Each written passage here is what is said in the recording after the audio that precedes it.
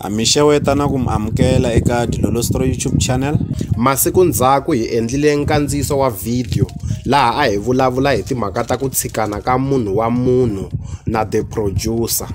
Eka nkandziyiso hi vulavule marito yo tala lawa ya nga fika ya pfindlusa mimoya ya vanhu vo tala, laha vanhu vo tala va nga kombisa leswaku va khomeka kahle hi mhaka leyi hi nga yi vulavula eka nkandziyiso lowu ya kutani ke namuntlha hi ta eka n'wina tanihi vana va vusompfa.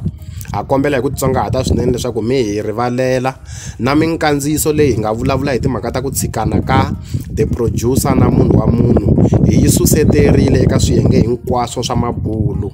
Ha khensa loko mi ringetile ku va mi hi tsundzuxa na ku va mi kombisa leswaku minkandziyiso liyani hi yi susa.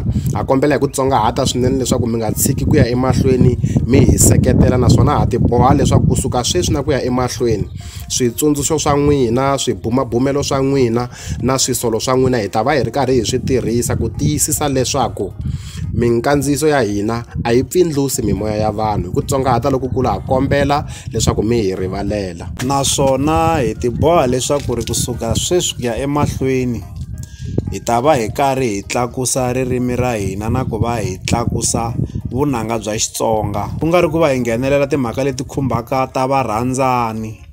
Ntirho wa hina ku ta va ku ri ku tlakusa ririmi ra hina na ku va hi tlakusa vunanga bya Xitsonga. Peace. Peace.